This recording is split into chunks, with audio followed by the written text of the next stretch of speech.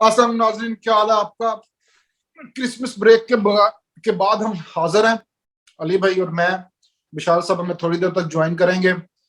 तो आज हमने जो मौजू चुना है बात करने के लिए वो ये कि सऊदी अरब में जो आम रवायत से हट के एक रोशन ख्याली और एक माशरत को थोड़ा खोलने का ओपन सोसाइटी की तरफ जो उनके इकदामात हैं वो क्यों हैं, उसके क्या असरात होंगे, और क्या सऊदी अरब पहले किसी ऐसे तजर्बे से गुजरा है, इसकी तारीख क्या है, इसके ऊपर हम अली भाई से बात करेंगे।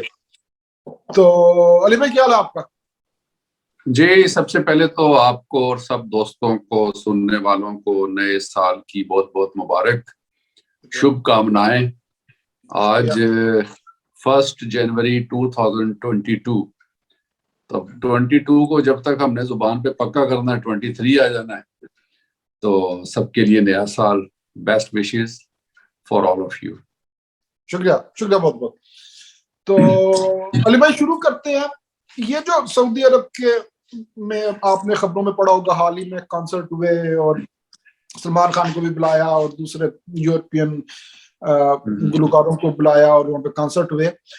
तो पहले आप थोड़ी सी सऊदी माशरत की एक तारीख या जो मौजूदा सऊदी अरब है उसके बारे में एक जरा उसकी थोड़ी सी हमें उसकी तारीख बता दें, फिर हम इसके ऊपर बात करेंगे कि ये इस तरह क्यों हो रहा है। सऊदी जो तारीख वैसे तो इस्लाम के बाद से ही आमतौर पे मुसलमानों के लिए इम्पोर्टेंट है, और इस्लाम से पहले के सऊदी अरब से तो किसी को कोई इतनी दिलचस्पी नहीं है, लेकिन बहैसियत अरब जितनी भी हिस्ट्री है वो तो इस्लाम से पहले से ही उसका आगाज होता है। और उसमें कबाइल की तारीख है, तमद्दुन है, रहन सहन है, कल्चर है, वहाँ की जो बूदोबाश है, ये सब चीजें ज़ाहिर है इस्लाम से बहुत पहले की हैं।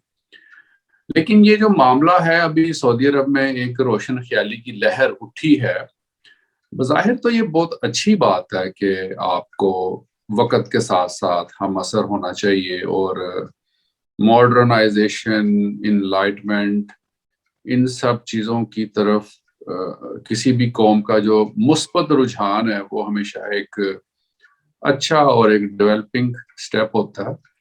सऊदी अरब इस हवाले से एक सेंसिटिव कंट्री है। एक तो वो इस्लाम का सेंटर रहा है, और वहाँ पे जो मुकद्दस मकामात हैं उनकी ऑल ओवर द वर्ल्ड, मुस्लिम दुनिया में बहुत ज़्यादा इम्पोर्टेंस और रेलेवेंस है। इसलिए वहाँ पे होने वाली किसी भी तब्दीली को पूरी दुनिया की जो मुस्लिम वर्ल्ड है, 1 अरब से ज़ायद जो मुसलमान है, वो बहुत ही इम्पोर्टेंट नुक्ता नज़र और बहुत ही ज़्यादा अहमियत उसकी समझते हुए उसे बहुत ज़्यादा वैल्यू देते हैं।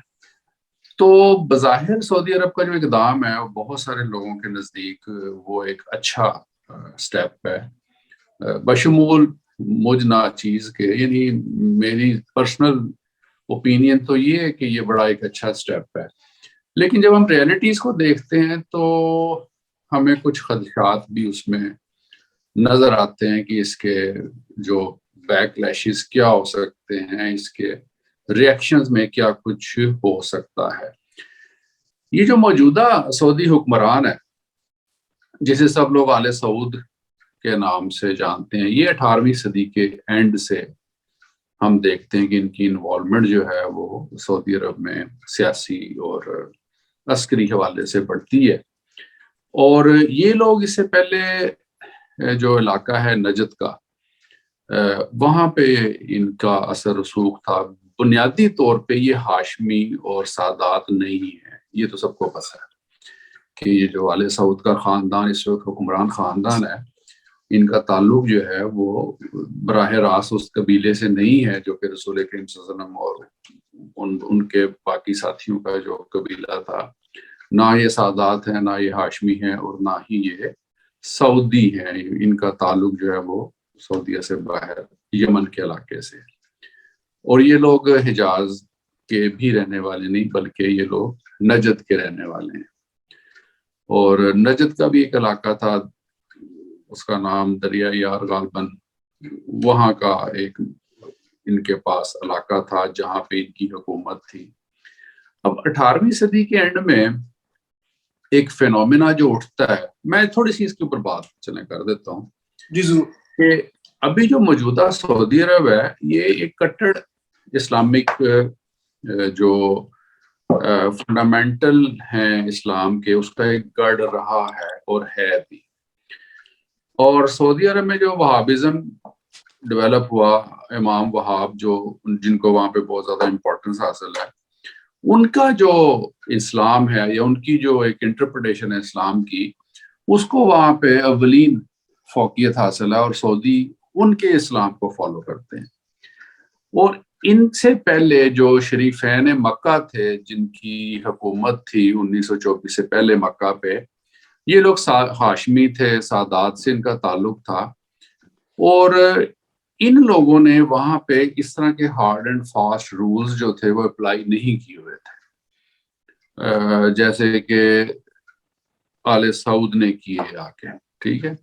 لیکن جو امام وہاب کی جو تحریک ہے اس نے سب سے زیادہ اس کے اوپر امپیکٹ ڈالا ہے. امام وہاب جو تھے یہ ان کی ڈیفینیشن جو تھی وہ بہت زیادہ یعنی ریجڈ اسلام کی تھی, جس کے اندر ہر طرح کی نئی چیز, موسیقی, تصویر, مصوری, ماڈرنائزیشن, پھر جو وقت کے ساتھ ساتھ چیزیں آ گئیں قبروں کے حوالے سے, بلڈنگز کے حوالے سے جو عقیدت پائی جاتی تھی, ان سب نظریات کے وہ بہت خلاف تھے. اور جب وہاب نے یہ ساری موومنٹ چلائی ہے تو اس زمانے کے جو سعودی علماء تھے اور سعودی جو عوام تھی وہ ان کے خلاف تھی بہت زیادہ امام وہاب کے, اور ان کی تعلیمات کو وہ لوگ ایکسیپٹ نہیں کرتے تھے.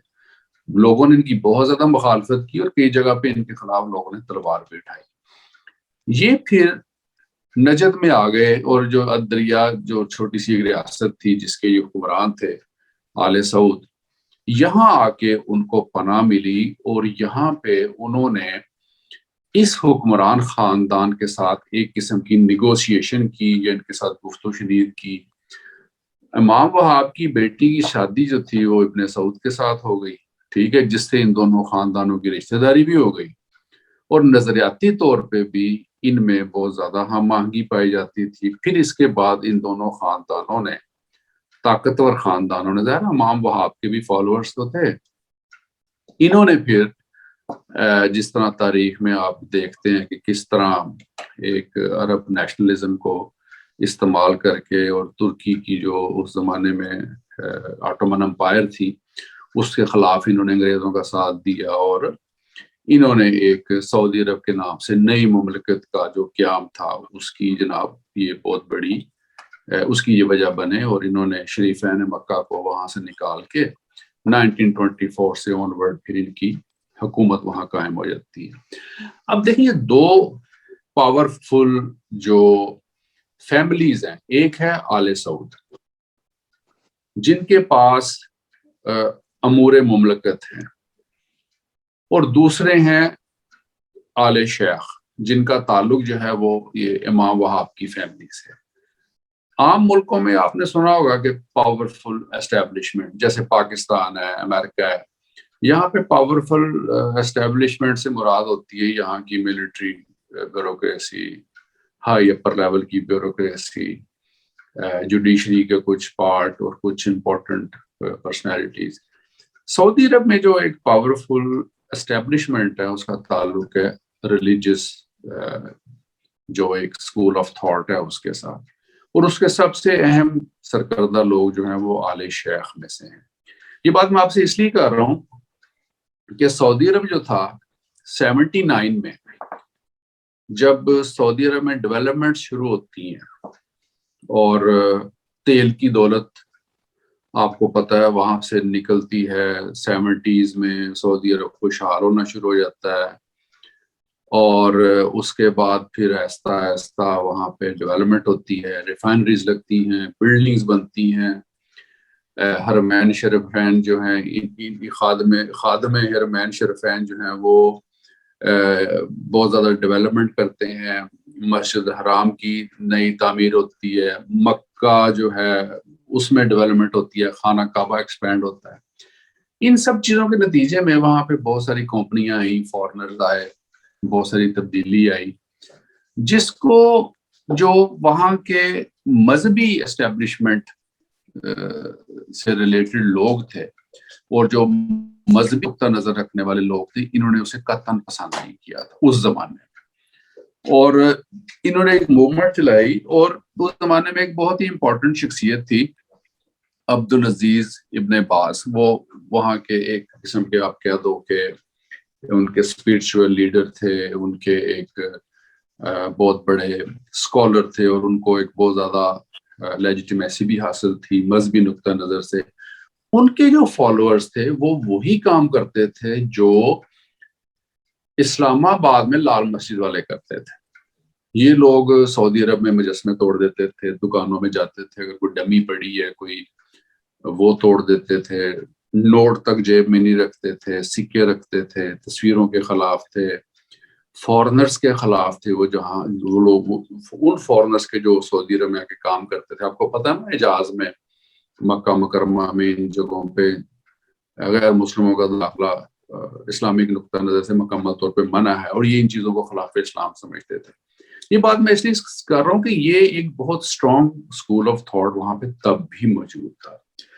اور ایک شخص تھا جرمان العتیبی، اور وہ عبدالعزیز جو تھے ابن باز، ان کا وہ شاگرد تھا. اور اس نے، آپ کو یاد ہوگا 79 میں انہوں نے مکہ جو تھا وہ کیپچر کر لیا تھا، اس پہ قبضہ کر لیا تھا، ٹھیک ہے. اور انہوں نے مکہ پہ قبضہ کر لیا تھا، اور ان کا جو مطالبہ تھا اس زمانے میں، ان کا مطالبہ یہی تھا کہ یہ جو سعودی حکومت ہے، انہوں نے یہاں پہ صحیح اسلام جو ہے اس کا نفاذ نہیں کیا ہوا، اور اس کے اختلاف اور اس کے احتجاج میں انہوں نے مکہ پر قبضہ کر لیا، خانہ کعبہ کو یرغمال بنا لیا. اس کا آگے سے ایک کزن تھا جس کا نام تھا محمد بن عبداللہ قحطانی، اس کا بہنوئی بھی تھا جرمان کا، اور اس کا کزن بھی تھا. اور یہ واقعہ 1 محرم 1400 ہجری کا، یعنی 1 محرم سے مسلمانوں کا یا عرب کیلنڈر جو ہے اس کے مطابق نیا سال شروع ہوتا ہے. ان کا عقیدہ تھا کہ یہ 14ویں صدی کے شروع میں جو ہے اپنا اس 14ویں صدی کے اختتام پہ مجدد نے آنا، جیسے کانسیپٹ ہے مسلمانوں میں مجدد نے آنا یا امام مہدی نے آنا. تو ان کا یہ خیال تھا کہ یہ جو محمد بن عبداللہ قحطانی ہے یہ ہمارا اگلا مجدد ہے یا امام مہدی ہے، اور یہ اب سعودی عرب میں ریفارمز کرے گا. وہ بڑا فتنہ فساد ہوا، وہ لمبی کہانی ہے، وہ اس سے آگے پھر بہت سارے اور فتنے فسادات پیدا ہوئے جن کا امپیکٹ آج تک سعودی عرب کی اور ایران کی چپکلش کے اندر پایا جاتا ہے. اس سارے نتیجے میں جی اچھا جی جاری رکھیں. محمد عبداللہ قحطانی جو تھا ہو ہی گیا، تو سب سے پہلے تو میں نے کہا میں ہیلو ہائی کر دوں. ٹھیک ہے، تھینک یو. میں بات کر رہا تھا محمد عبداللہ قحطانی جو تھا نا، اس نے جب وہاں پہ کیپچر کر لی سچویشن ساری اور اس پہ قبضہ کر لیا، تو اس کے نتیجے میں بڑی انریسٹ پیدا ہوئی پوری اسلامک ورلڈ میں. جناب مسئلہ بن گیا کہ یہ کیا ہو گیا. اس کے نتیجے میں وہاں پہ فوجی آپریشن ہوئے، اور وہاں پہ امریکن سی آئی اے کی فورسز بھی آئیں. امریکن سی آئی اے کی فورسز جب وہاں آئیں تو ان کو وہاں لانے کے لیے ابن باز نے ہی فتویٰ دیا تھا، اور ان سے فتویٰ لیا گیا کہ یہ لوگ کس طرح حجاز میں داخل ہو سکتے ہیں، کس طرح یہ حرمین شریف میں داخل ہو سکتے ہیں. تو ان لوگوں کو ٹیمپریری مسلمان بنایا گیا تاکہ یہ لوگ وہاں پہ انٹر ہوں. میں یہ انٹرسٹ کے لیے یہ باتیں بتا رہا ہوں کہ مائنڈ سیٹ کیا تھا سعودی عرب میں، کہ کس حد تک وہ لوگ اسلامی تھے یا کس حد تک ان کا جو مائنڈ سیٹ مذہبی تھا.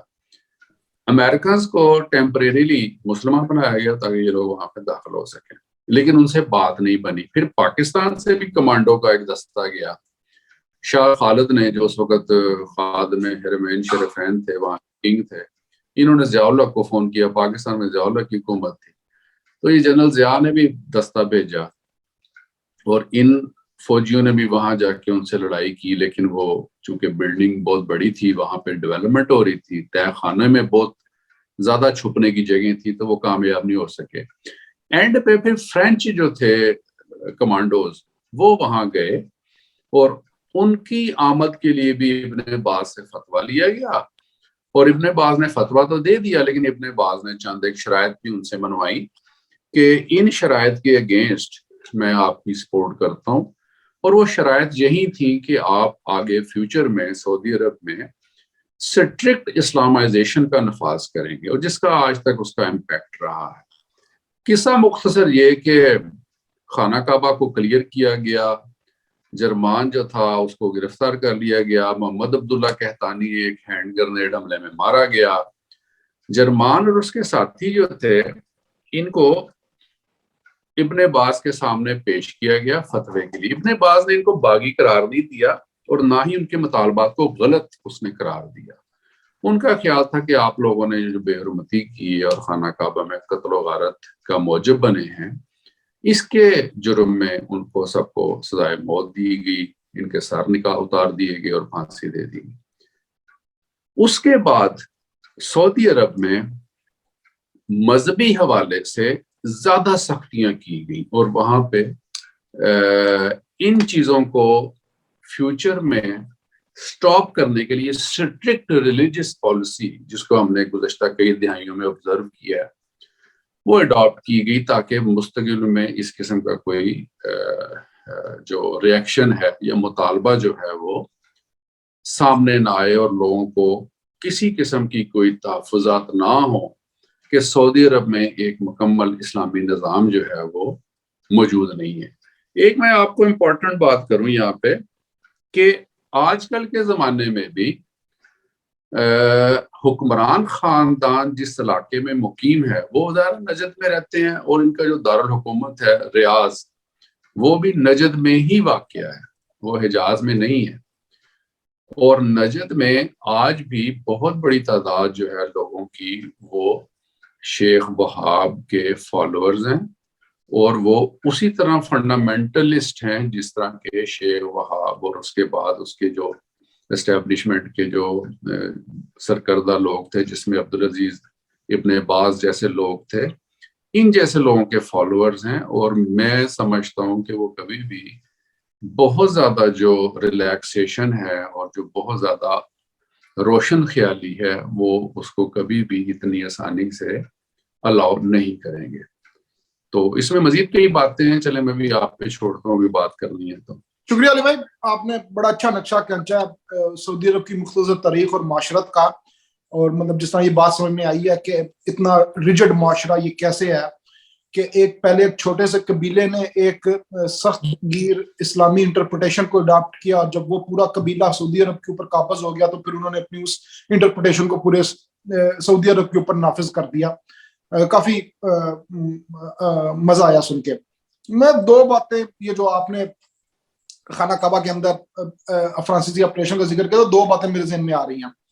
ایک بات تو یہ کہ جو فرانسیسی فوجی تھے جب انہوں نے آپریشن کیا تھا تو آپریشن کرنے سے پہلے انہوں نے جوتے اتار دیے تھے، تو مطلب قتل کرنے جا رہے ہیں تو جوتے اتار کے جا رہے ہیں نا، مطلب ادب احترام کے ساتھ۔ اور دوسرا جی بشار صاحب، میں کہ واقعی ایسے ہوا یا ویسے بات بنی ہوئی ہے؟ وہ مطلب جوتوں کے بغیر ایک جو کمانڈو ہے، نہیں وہ جوتے پہن کے تھوڑی جا سکتے تھے مسجد الحرام میں اور خانہ کعبہ کے اندر، انہوں نے جوتے اتارے تو قاعدہ۔ تو دوسری جو بات مجھے ذہن میں آ رہی ہے وہ یہ کہ میں قائد اعظم یونیورسٹی میں پڑھتا رہا ہوں، تو یہ جب انہوں نے قبضہ کیا شیخ صاحب کے پیروکاروں نے خانہ کعبہ کے اوپر، تو کہتے ہیں پورے پاکستان میں افواہ پھیل گئی تھی کہ امریکہ نے خانہ کعبہ کے اوپر قبضہ کر لیا۔ ہاں، یہاں بڑا فساد ہوا تھا، بندے مار کے تھے سفارت خانے کے، 6 سے زیادہ لوگ مار دیے انہوں نے۔ جی جی، اور ادھر امریکہ میں، ادھر پاکستان میں فساد ہوا، ادھر ایران میں ہوا، آل اوور دا ورلڈ یہ افواہ پھیل گئی۔ جو قائد اعظم یونیورسٹی تھی وہ امریکن ایڈ سے بنی تھی اور وہ امریکہ کی امداد سے وہ بن رہی تھی اس وقت. تو یہ آنن فانن خبر پھیلی کہ کانا کعبہ کے اوپر نا امریکہ نے قبضہ کر لیا. تو قائد اعظم یونیورسٹی کے جو اسلامی جمعیت طلباء کے لڑکے تھے انہوں نے اسی ٹائم جلوس نکالا, اور شاید کچھ لوگوں کو نہ پتا ہو لیکن American embassy Quaid Azam university سے مطلب آدھے گھنٹے کی بات پہ اگر وہ میدان کراس کرے نا, اس کے درمیان ایک میدان, ایک بڑا سا جنگل سا آتا ہے, اگر اوپر سڑک کے تھرو آئیں تو میرے خیال آپ کو 45 منٹ لگیں گے واک کرتے ہوئے, اگر سیدھا آئیں تو 25 منٹ لگتے ہیں. تو اسلامی جمعیت طلبہ کے لڑکوں نے وہ جلوس نکالا, امبیسی پہنچ گئے, امریکن امبیسی, وہاں توڑ پھوڑ کی, آگ لگائی, امریکن مارے گئے. تو قائد اعظم یونیورسٹی کی انہوں نے امداد بند کر دی. اس کا نتیجہ یہ نکلا کہ جو Quaid Azam university centrally air condition ہونی تھی نا, وہ ایئر کنڈیشن نہیں ہو سکتی. اور بھی بہت سارے ڈپارٹمنٹ بننے تھے جو نہیں بنے پھر بعد میں. ایگزیکٹلی, اور بہت ساری بلڈنگ جو تھی وہ پھر بعد میں انہوں نے خود بنائی تھی. تو میں نے کہا کہ یہ چھوٹا سا ایونٹ تھا, میں پاؤں. تو علی بھائی آگے چلتے ہیں. اب تو چلیں ہم آگے چلتے ہیں کہ اس کا آج کی روشن خیالی کا کیا جو ہے بیک گراؤنڈ ہے اور اس کا امپیکٹ کیا ہو سکتا ہے. ہاں بالکل, اور خاص طور پہ محمد بن سلمان کا کیا کردار ہے اور کیوں ضرورت پیش آ رہی ہے روشن خیالی کی, اس کی کیا وجوہات ہیں, اس کے کیا اثرات ہوں گے. جی علی بھائی. پہلی بات تو جیسے میں نے یہ کی نا, یہ روشن خیالی پہلے بھی سعودیز میں کچھ نہ کچھ انہوں نے شو کرنے کی کوشش کی تھی 70s میں. یہ جو شاہ فیصل تھے یہ خود کافی روشن خیال انسان تھے, اور ان کی جو اہلیہ تھی وہ ٹرکش تھیں اور وہ ایک ایجوکیشنسٹ تھی. انہوں نے یہ بہت ریجڈ اور بہت فنیٹک قسم کے لوگ نہیں تھے, لیکن جو مائنڈ سیٹ بنا تھا جس کی بنیاد پہ یہ لوگ حکومت پہ آئے تھے, پاور پہ آئے تھے, اس مائنڈ سیٹ کو سیٹسفائی کرنا ان لوگوں کے لیے بڑا مجبوری تھی. اس لیے شاہ فیض کے زمانے میں انہوں نے دوبارہ وہاں پہ بڑی اسٹرکٹ پالیسیز جو تھیں وہ اڈاپٹ کی. جیسے ہمارے سامنے کی بات ہے کہ عورت اکیلی باہر نہیں جا سکتی, ڈرائیونگ نہیں کر سکتی, اس کے علاوہ اور بے شمار جو معاملات تھے. اب صورتحال یہ ہے کہ سعودی عرب کا جو عام آدمی ہے, ہم یہ دیکھیں گے اس کے اوپر کیا امپیکٹ ہے ان سب چیزوں کا. جب سے تیل نکلا, اور تیل نکلنے کے بعد جو سعودی اکانومی تھی وہ ظاہر ہے وہ ایک بوسٹ کر گئی اور سعودی عرب ایک امیر ملک بن گیا. ایک جو بدو ہے یا ایک جو صحرا میں رہنے والا شخص ہے یا جو ایک عام آرڈنری عرب ہے, وہ ان سب چیزوں کو ایک بلیسنگ سمجھتا ہے اپنے عقائد کی اور اس سسٹم کی جس کے نیچے وہ زندگی گزار رہا تھا یا زندگی گزار رہا ہے. اس لیے سعودی عرب میں جو کوئی بھی بغاوتیں اٹھی ہیں یا جو کچھ بھی وہاں پہ معاملات ہوئے ہیں, وہ ظاہر وہ قطر سے جو ملحقہ علاقہ وہاں پہ شیعہ منورٹی رہتی ہے, وہ ایک ڈفرینٹ پولیٹیکل ایشو تھا جس کی بنیاد پہ وہاں پہ فسادات ہوئے یا وہاں پہ بغاوتی ہوئی. لیکن عام آدمی جو تھا وہاں پہ وہ مطمئن اس لیے تھا کہ وہ سمجھتے تھے کہ یہ سب کچھ ٹھیک ہے اور ہماری جو زندگی بھی خوشحال ہے اور ہم سب کچھ یہ جو وقت گزار رہے ہیں یہ سارا کچھ اس سارے سسٹم کی بلیسنگ. اب ہوتا یہ ہے کہ اب تیل کی جو پیداوار ہے ظاہر ایک وقت آئے گا وہ بھی کم ہو جائے گی. ایک وہ زیر زمین ریزروائر ہیں, with the passage of time وہ کم ہوتے چلے جائیں گے, جو کہ اب وقت آتا جا رہا ہے. دنیا کے جو معاملات ہیں وہ بدل رہے ہیں, ٹیکنالوجی آ رہی ہے, سیاسی انیکسس بدل رہے ہیں, جو درجہ حرارت ہے تعلقات کا مختلف ممالک کا وہ چینج ہو رہا ہے. علاقے کی جو طاقت کا توازن جو ہے وہ ایران, اسرائیل, باقی جو ممالک کے جو معاملات ہیں ان کی امپورٹنس بڑھتی چلی جا رہی ہے. بنیادی بات یہ ہے کہ سعودی یہ سمجھتے ہیں کہ آئندہ چند سالوں میں ان کی جو تیل کی جو امپورٹنس ہے, تیل جو ان کی اکانومی کی بیک بون ہے, اس پہ کاری ضرب لگے گی. کیونکہ اب آپ کو پتہ ہے امریکہ میں, یورپ میں اور باقی دنیا میں الیکٹرانکس گاڑیاں, ہائیبریڈ گاڑیاں جو ہیں وہ بہت زیادہ تیزی سے یہ انڈسٹری جو ہے وہ پھل پھول رہی ہے. اور چند سالوں میں یہ سارے ممالک جو ہیں پیٹرول وغیرہ امپورٹ کرنا بند کر دیں گے. تو یہ لوگ کیا کریں گے؟ سب سے بڑا کوشچن یہ پیدا ہوتا ہے کہ یہ پھر کیا کریں گے. نہ ان کے پاس کوئی اور ٹیکنالوجی ہے, نہ ان کے پاس ٹورزم ہے, نہ ان کے پاس برین ہے, اور نہ ہی ان کے پاس کوئی ایسی انڈسٹری ہے جس کی بنیاد پہ یہ لوگ فلرش کر سکیں. تو اس حوالے سے پھر انہوں نے جو یو اے ای ماڈل ہے اس کو اڈاپٹ کرنے کی کوشش کی ہے, اور یہ ٹورزم کو اٹریکٹ کرنے کی کوشش کر رہے ہیں. اس کے علاوہ یہ کوشش کر رہے ہیں کہ ان علاقوں کو, ان پلیسز کو ٹیکس فری زون بنایا جائے, دنیا کے لیے جنت بنایا جائے. اور جو کسی زمانے میں استنبول کہہ رہا ہوں, بیروت ہوا کرتا تھا, کابل ہوا کرتا تھا, تہران ہوا کرتا تھا, ایون کراچی ہوا کرتا تھا, ٹھیک ہے. تو یہ اس قسم کا جو رول ماڈل ہے اس کو ریکال کرنے کی کوشش کر رہے ہیں. اور جو محمد بن سلمان ہے اس کی جو اسٹرگل ہے ذاتی طور پہ, میرے نزدیک تو اس کی جو کوششیں ہیں وہ بڑی پازیٹیو ہیں اور بڑی حوصلہ افزا ہیں. لیکن دیکھنا یہ ہے کہ جو مذہبی مائنڈ سیٹ ہے سعودی عرب میں, جو کہ بہت سٹرونگ ہے, جس کا میں نے پورا ذکر کیا کہ ماضی میں بھی جب کبھی ایسی کوئی کوشش کی گئی ہے تو بہت سخت ریئیکشن سامنے آیا. یہ اب ان کا انٹرنل معاملہ ہے کہ یہ اس قسم کے معاملات کو کس طرح ڈیل کرتے ہیں, اور انہوں نے اس مذہبی اسٹیبلشمنٹ کو کس حد تک کنٹرول کر لیا ہوا ہے کہ ان کو یقین ہے کہ ان کے اس قسم کے انلائٹمنٹ اور روشن خیالی کی جو اقدامات ہیں ان کو کوئی ایسی فورسز جو ہیں وہ چیلنج نہیں کریں گی. جبکہ میرا اپنا ذاتی خیال ہے کہ ان کو چیلنجز ضرور آئیں گے, اور دوبارہ سعودی عرب سے ایسی آوازیں ضرور اٹھیں گی جو کہ ان کے لیے چیلنجز بن سکتی ہیں. ابھی دیکھیں ریسنٹ زمانے میں ہم نے اسامہ بن لادن کو دیکھا ہے, 90s سے آنورڈ اس کا جو سعودی حکمران خاندان کے ساتھ جو اختلاف تھا وہ امریکن کے ساتھ ریلیشن شپ کے اوپر ہی ہوا نا. سب سے پہلا تو جو یہ لادن کا اسامہ جو تھا اس کا اختلاف یہی ہوا نا کہ امریکن فوجیں حجاز میں کیا کر رہی ہیں, ٹھیک ہے. تو یہ ٹپیکل ایک اسٹرکٹ ریلیجیس مائنڈ سیٹ کی تھا نا. تو کیا گارنٹی ہے کہ اس مائنڈ سیٹ کی اور لوگ وہاں نہیں ہوں گے؟ ڈیفینیٹلی وہاں پہ اس مائنڈ سیٹ کے بہت سارے لوگ موجود ہیں, اور یقیناً وہ ان کے لیے چیلنجز پیدا کریں گے. لیکن آئی ہوپ کہ یہ لوگ اس کا کسی نہ کسی حوالے سے ڈٹ کر مقابلہ ضرور کریں گے. اب اس میں ایک دلچسپ بات ہے, وہ ہے دیسی مسلمان, ٹھیک ہے, ہمارے جیسا, یا انڈیا پاکستان کا مسلمان, یہ اب کیا کرے گا, یہ اب کیا سوچے گا. کیونکہ مسلمان جو ہے سب کانٹیننٹ کا, خاص طور پہ ملیشیا میں کیا ہو رہا ہے, انڈونیشیا میں کیا ہو رہا ہے, یا باقی دنیا میں کیا ہو رہا ہے, وہ تو ہم نہیں جی ہوئے ہم جس کے لیے مسلمان, وہ مسلمان کافر ہو گیا. یار بات یہ ہے کہ ہیں تو وہ بھی مسلمان, اور بڑے اچھے مسلمان ہیں.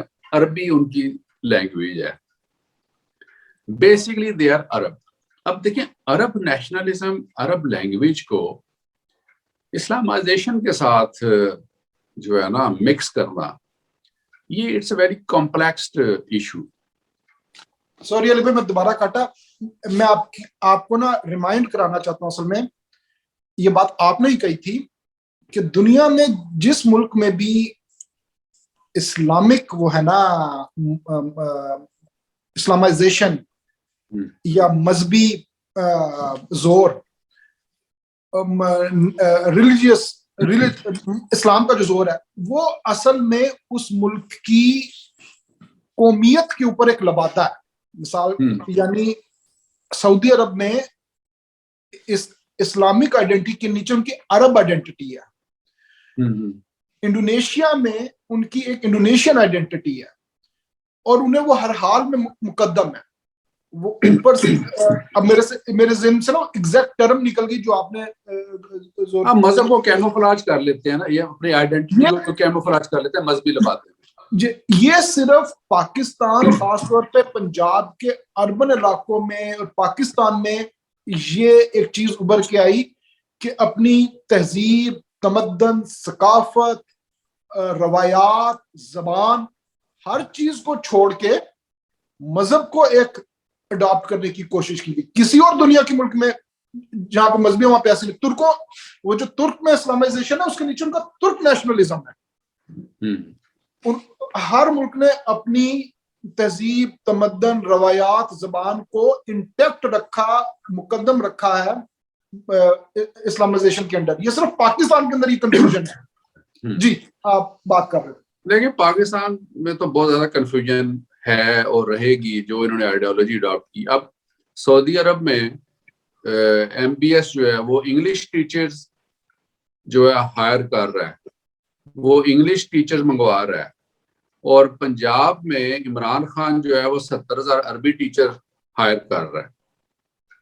तो ये जो है ना कॉम्प्लेक्स गेम, अब इनको भी कतन समझ नहीं है कि अरब कल्चर, अरब लैंग्वेज वो डिफरेंट फिनोमिना है, मजहब एक डिफरेंट फिनोमिना है। आप डेवलपमेंट के हवाले से अपनी पंजाबी, उर्दू, पश्तो, सिंधी, बलोची जुबान पर भी इन्हिसार कर सकते हैं। आप ये जुबानें पढ़ के भी अच्छे ह्यूमन बीइंग बन सकते हैं।